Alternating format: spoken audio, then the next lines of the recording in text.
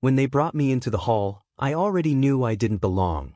It wasn't about strength, not the kind you measure in muscle or metals. It wasn't about lineage either, even though half the rooms seemed to wear their bloodline like armor. It was about presence. That unspoken, heavy thing that wrapped around people who knew exactly who they were. And I didn't. Not then. I stood under that pulsing blue dome, the one that flickered with the artificial sky of Kyrex Prime, and I could feel their eyes all over me. Cold. Calculating. Curious, maybe, in that sharp, clinical way that made you feel more like an anomaly than a guest. They didn't whisper. The sisters never whispered. They didn't need to. They could make you feel everything they thought without saying a word. I didn't know their names then. Not really. I'd read dossiers, sure. Learned ranks, seen war footage. But that's not knowing. Not in a way that matters. Not in the way that teaches you where the danger really lives. They were tall, not always in height but in stature. Movement. The way they entered a room like it owed them something. Their skin shimmered faintly under the hall's lighting, some adaptive biolayer built for heat and impact. Their eyes were sharp, reflective. Built to spot weakness, expose it, and press down on it like a fresh bruise. And then there was her. She didn't move when I walked in. Didn't even blink. She just sat, one leg folded over the other, armor half-worn like she hadn't even decided if she was done fighting yet. Her hair was coiled high, silver-streaked with burnt gold, and she wore a single obsidian earring that caught the light like a silent dare. Her name was Riven. Later, I'd come to understand the shape of that name in every language I spoke. But in that moment, it was just a word attached to someone who looked at me like she already knew I was going to disappoint her. "My sisters," she said, and her voice cut the air cleaner than the room's filtration system, "think you're soft. That you won't last one full cycle with us." A few of them chuckled. Not out of amusement. More like anticipation. Like they were waiting for the blood in the water. "I don't care what they think," I said before I could talk myself out of it. Her eyes narrowed, not anger, just focus. Like she was testing the weight of my words before deciding if they were worth catching. "But you care what I think." It wasn't a question. And the worst part was that she was right. I nodded. "I do." "Why?" "Because if you believed in me," I said, and my voice didn't shake, "they would too." That earned me silence. Heavy, thick silence. Riven stood slowly, and the sound of her boots echoed off the metal walls like a slow, deliberate countdown. She walked to me, each step measured. Not threatening. Not performative. Just exact. When she stopped, she was close enough that I could feel the subtle static of her suit humming through the air between us. "We don't need humans," she said, her voice low but clear.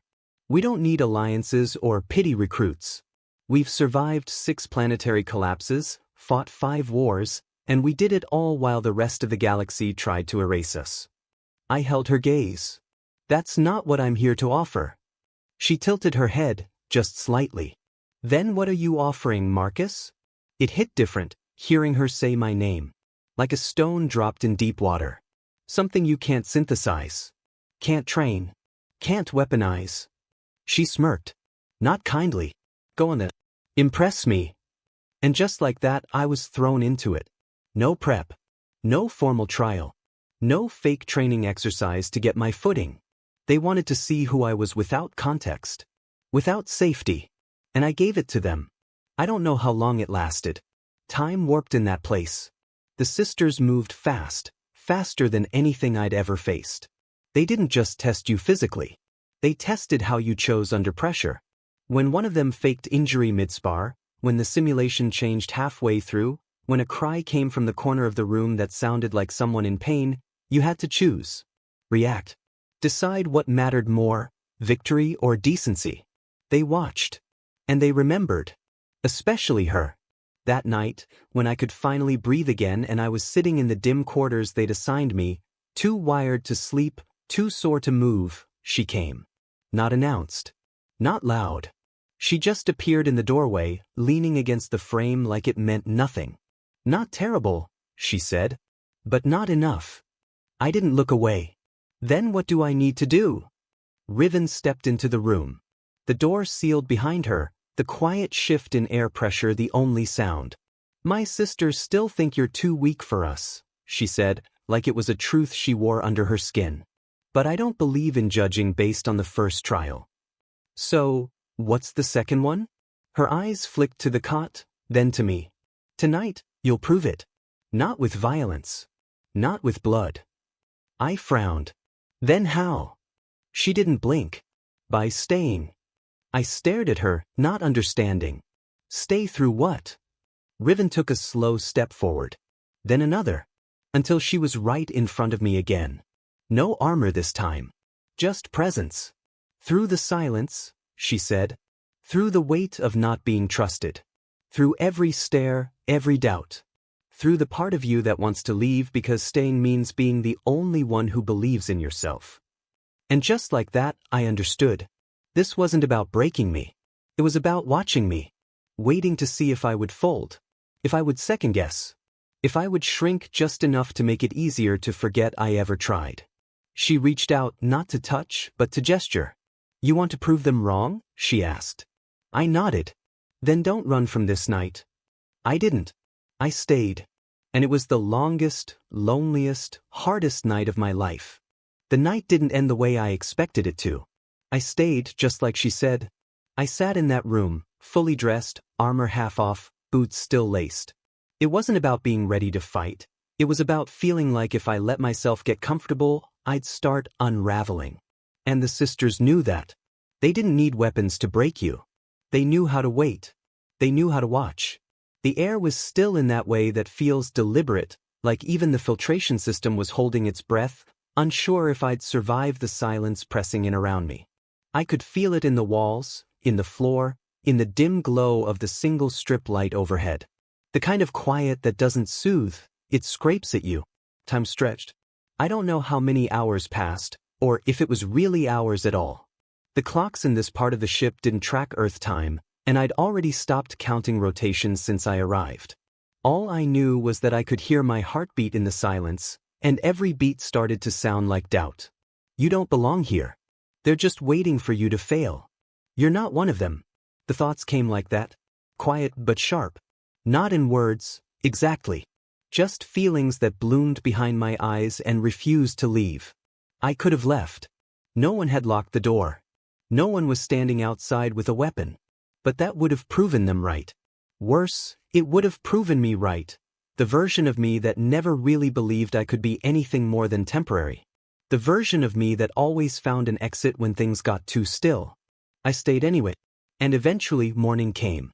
Not with sunlight or alarms. Just a soft pulse in the lights above my head and a low chime through the comm system. Routine, neutral, the same tone every crew member hears every cycle. But for me, it felt different. Not because something new had started, but because something inside me hadn't broken.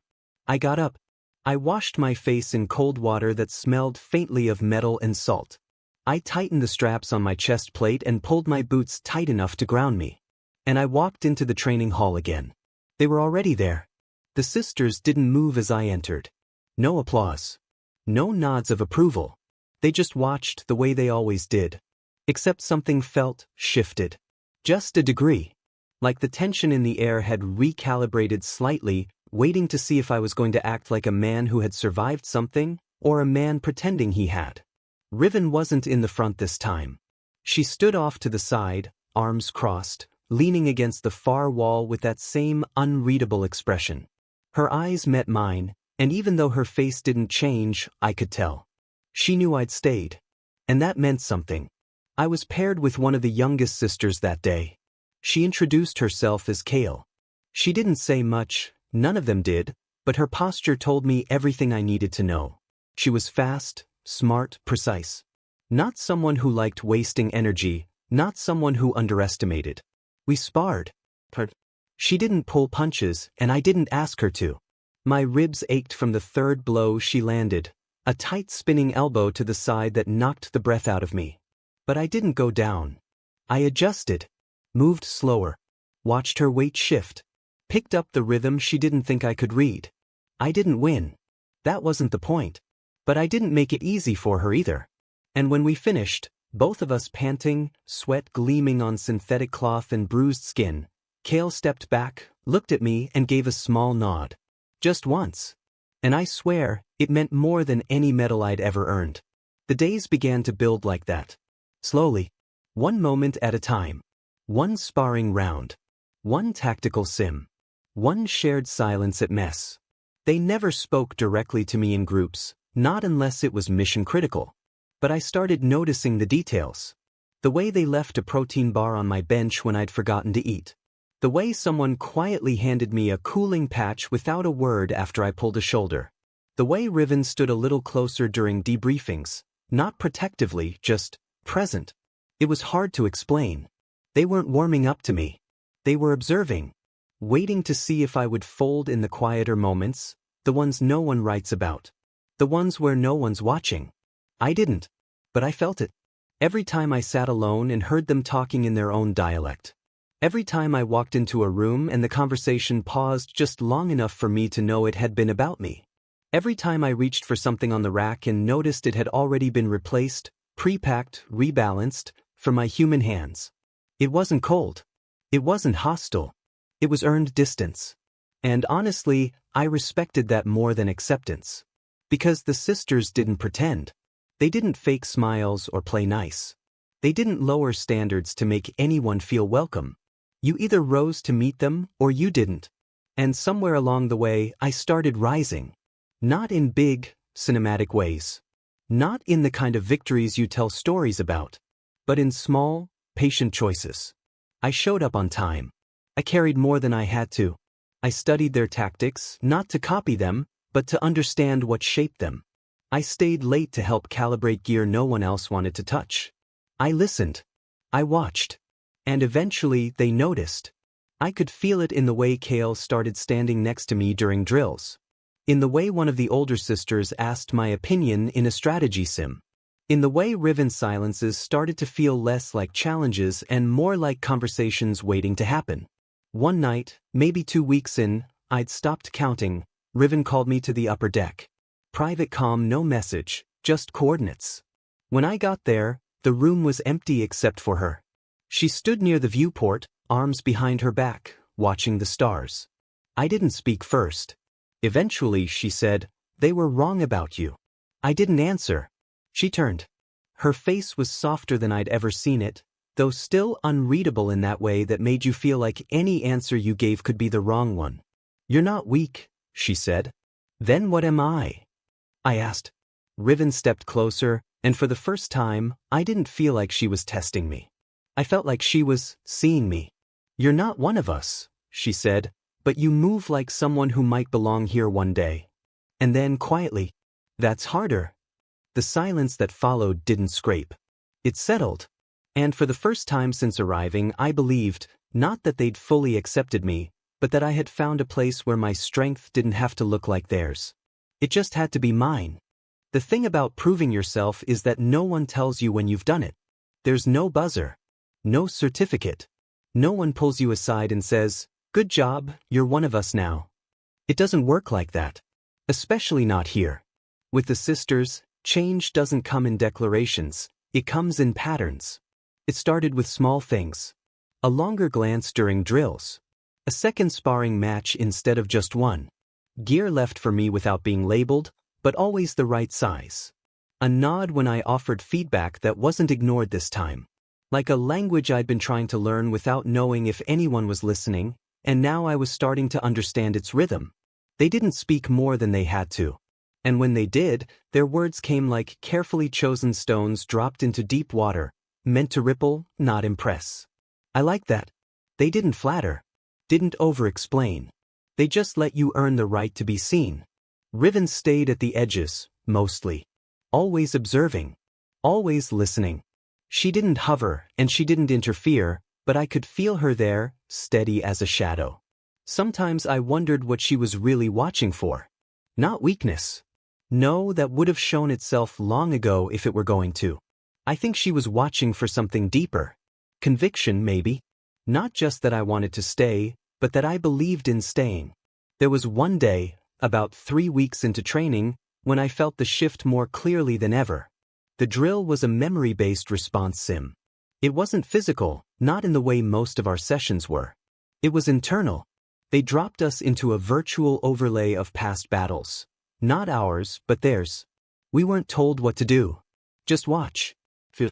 React. The sister leading it, Vesh, had warned us. This is not a history lesson. It is a mirror. I didn't get it at first. The first scene was chaos. A battlefield soaked in atmosphere static and heavy with the ash of a collapsed moon. Sisters moved through smoke like ghosts, fast and sharp, cutting through waves of armored drones. One of them fell. Another covered the loss without pause. Then a moment, small, almost nothing. One sister hesitated, looked down at the body, looked up at the swarm, then turned just slightly. And that's when I felt it. The weight of that decision. The echo of a choice made too late. The grief buried under motion. The pain tucked behind protocol. The sim didn't pause. It didn't slow down. Kept moving, fast, brutal, relentless. But I saw it. And I remembered it. We ran through 5 more like that. Different moments. Different losses. Not all physical. Some were tactical failures. Some were moral. One was a silent standoff, no weapons fired, just a decision not to respond that cost thousands of lives later. By the end of it, most of us were quiet. Not out of fear. Out of respect. Because that's what the sim was really about. Not winning. Not surviving. Remembering. Later, as we debriefed, I sat apart from the others. Not because I was avoiding them. Just because I needed space to process. Riven found me there, alone in the tech bay, hands folded, elbows on the edge of a crate still warm from its last scan. She didn't say anything for a long time. Just stood there beside me, not breaking the silence. Finally she said, "You saw her, didn't you?" I nodded. The hesitation. She never forgave herself. "I don't think she was wrong," I said quietly. Riven didn't answer. Not right away. Then she said, "We don't judge those moments. We live with them." There was a pause. I looked up. "She survived." "Yes," Riven said. "But she left the orders soon after. Said she couldn't feel the weight of her own instincts anymore." "That's what this was about," I said. "You weren't testing reaction time. You were testing recognition." Riven finally sat beside me, not looking directly at me, but facing forward. "We don't teach each other like you do," she said. "There are no lectures. No textbooks. No simulations for glory. What we have, what we pass down, is pain. Memory. Echoes. And you let us feel them," I whispered, "so we don't forget what matters."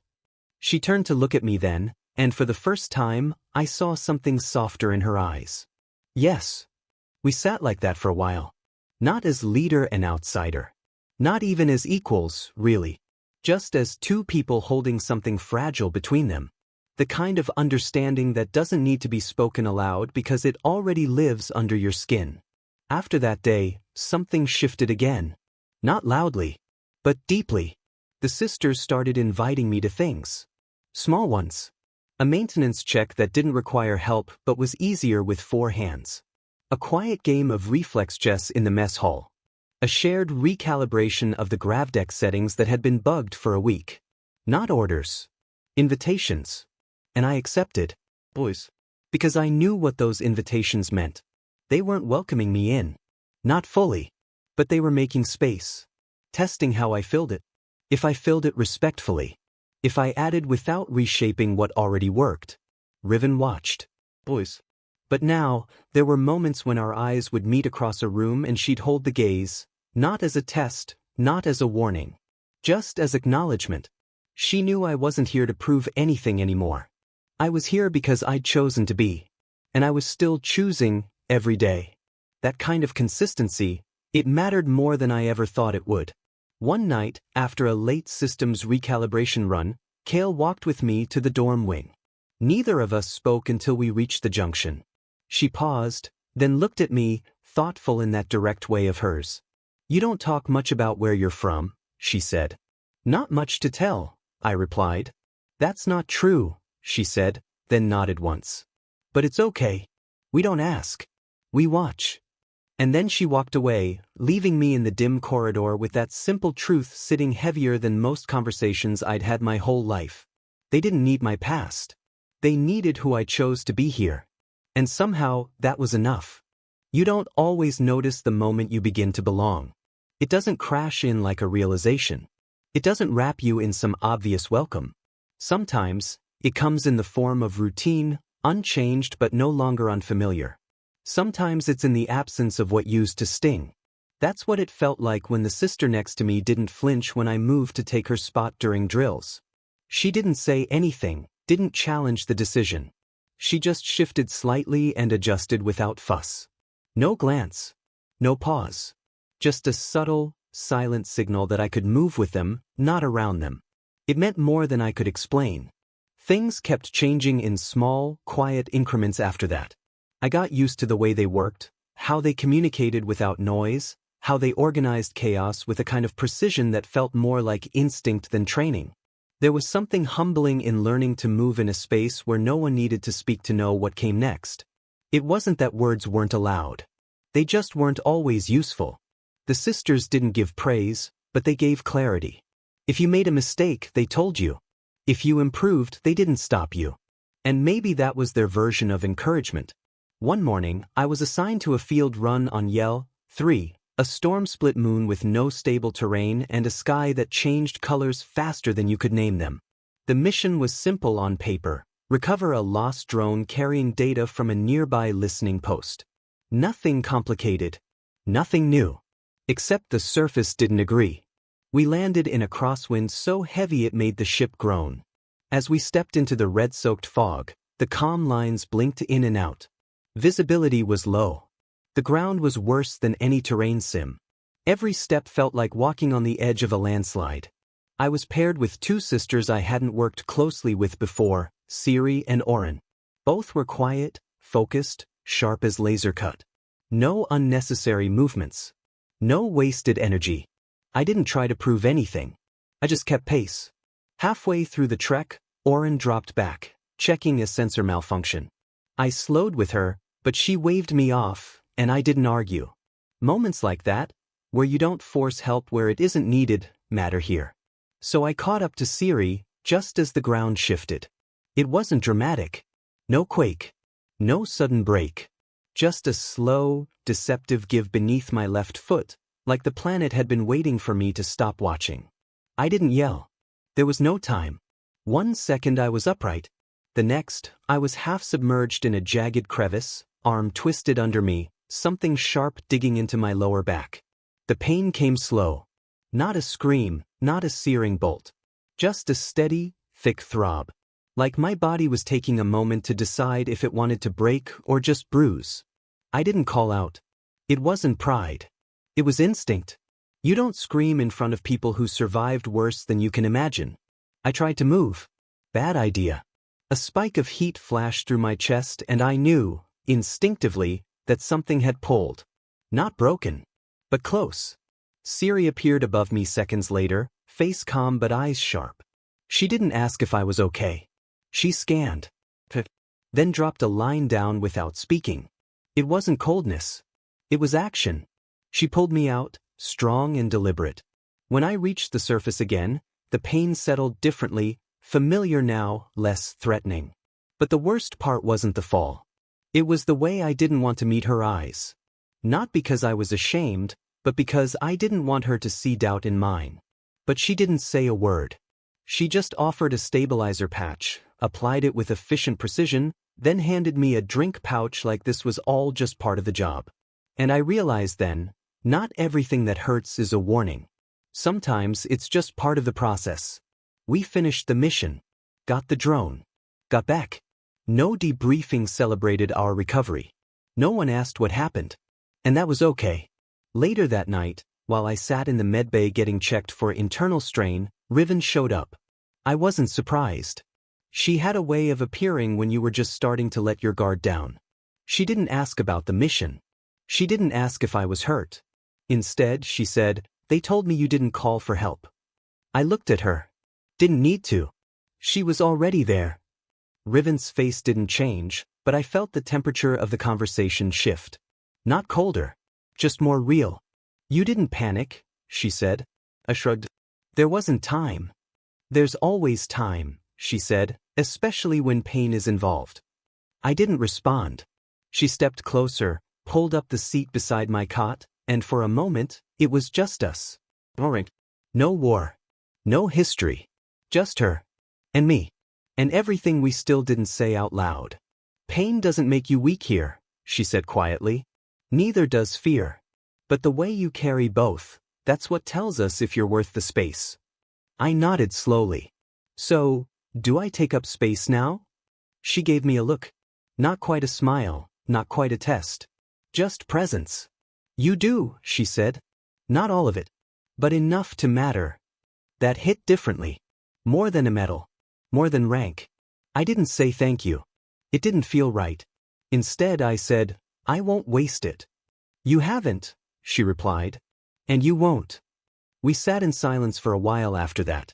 I didn't need more words. And neither did she. Because sometimes the proof isn't in the victories. It's in the people who show up when you're bleeding just a little but still willing to keep moving forward. There's a particular kind of silence that settles when trust begins to grow. It doesn't announce itself.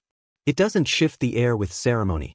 It just quietly takes root, so slowly you almost don't notice it happening.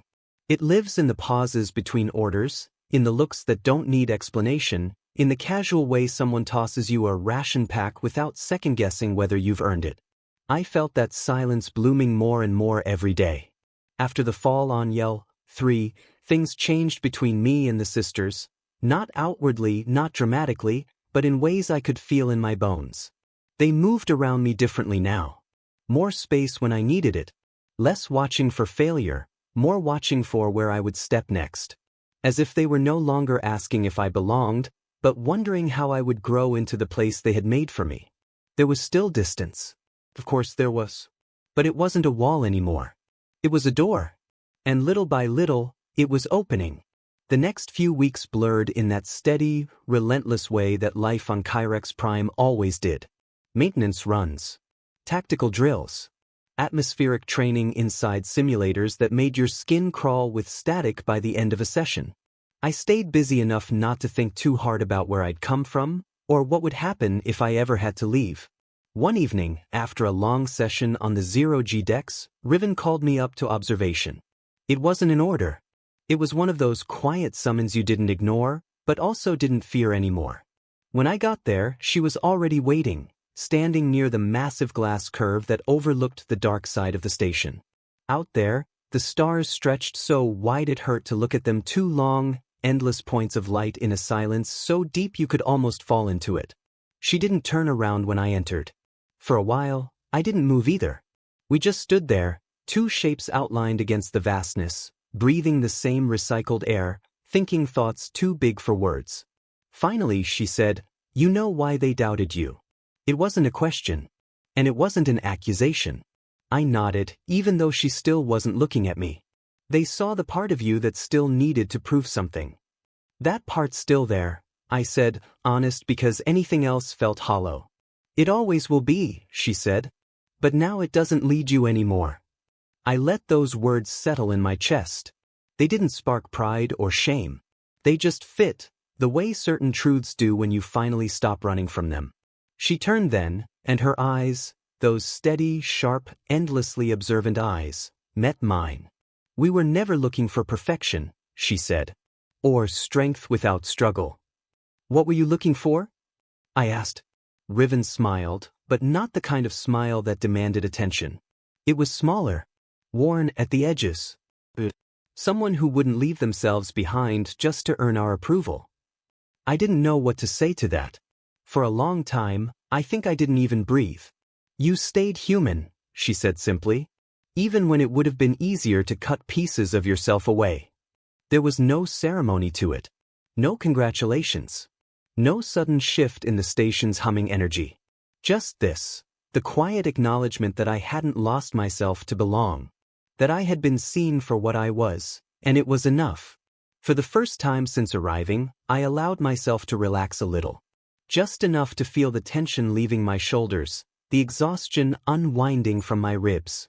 And maybe she saw it too, because she added, "It's not the end, Marcus. It's just the part where the real work begins." I gave a small nod. No grand words. No promises I couldn't keep. Just a simple, grounded understanding between us. As we stood there, the station lights dimming into night mode, Riven leaned back against the observation railing and looked out at the endless stretch of stars. "Do you know the story of how we survived the fifth collapse?" she asked after a while. I shook my head. She exhaled slowly. "Most think it was strategy. Weapons. Intelligence. They're wrong. We survived because when everything fell apart, when alliances crumbled, when plans failed, we chose to stay with each other anyway.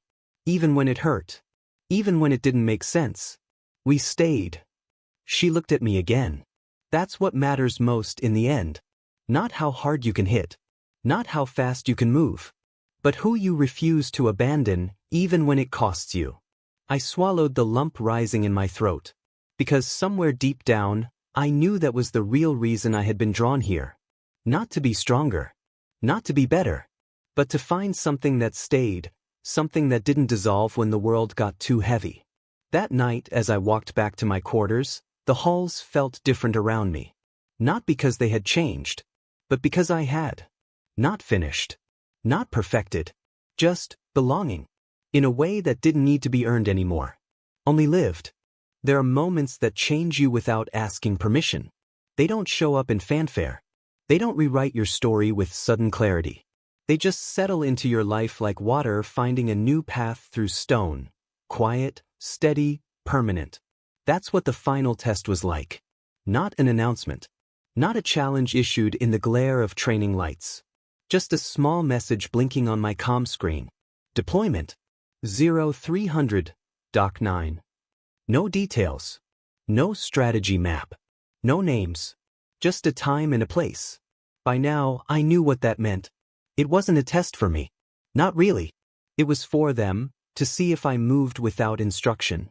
If I showed up without needing reassurance. If I trusted that my place had already been built into their plans. I did. And when I arrived, I wasn't the last. Riven was already suited, standing near the transport hatch with 3 other sisters, Kale among them. Their eyes met mine, and no one said a word. But the nods came. Silent, mutual. A kind of alignment that didn't require speech. We boarded without ceremony. Mission details lit up on the display after takeoff.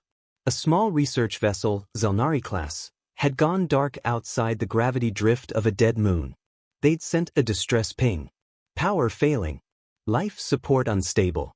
No signs of an attack, but the proximity to old war debris made it risky. We were tasked with recovery. Not just data. Lives. I'd been in tense missions before. But this one held something different. Not urgency. Not fear. Just a kind of quiet knowing. This was the kind of operation that required precision, calm under pressure, and above all, trust. We docked with the vessel using manual override. The ship was tilted on its axis, faint lights flickering like a dying heartbeat. Riven led us in, and I followed, no hesitation. Not because I had something to prove, but because this was my place now. Inside, the air was cold and thin. Systems sputtered. A faint alarm looped in the background, the kind that becomes part of your breath if you stay too long. We moved as a unit. For bodies flowing through broken halls, light-footed, deliberate. We located the crew, 2 injured, 1 unconscious. They were alive, barely. We didn't panic. Oren stabilized the oxygen feed. Kale patched comms. I carried one of the crew back to the evac pod. He was smaller than me, barely conscious, muttering something about a daughter waiting on the station. As I moved, his hand curled into my jacket like he didn't want to let go. Not out of fear. Out of hope. He didn't know who I was. He didn't know what I had been through to stand here. He just knew I was there when it counted. And that was enough. We got them out. All 3. No casualties. No glory. Just another mission. When we returned, no one clapped. No one celebrated. We stepped off the ship, handed off the injured, and walked back into the station like we'd just gone for a long run. But something was different. That night, after the debriefing, as I sat alone near the aft view window, watching the stars flick past like forgotten promises, Riven found me again. She didn't sit this time. She stood beside me and looked out into the dark. You didn't hesitate. I shrugged lightly. Didn't need to. She nodded once, then said the words I never expected. You belong here. It didn't hit like a thunderclap. It wasn't overwhelming. It just felt right. Like everything I had endured, the doubts, the silence, the bruises that didn't show on skin, had been leading to that one moment. Not because I needed their approval anymore, but because I had become someone who didn't need to prove anything at all. I didn't come to belong, I said quietly, not looking away from the stars. I know, she said. That's why you do. She turned and started to walk away. But then, halfway to the corridor, she stopped. Without turning, she added, My sisters don't think you're weak anymore. I smiled, slow and tired and full of something deeper than pride. Not because they changed their minds, but because I had changed mine, about who I was and what it meant to be strong. Not loud, not flawless, not unbreakable, just someone who stays. Even when it hurts, even when no one's watching, even when the only voice you can hear is your own whispering. This is who you are now. Don't look away.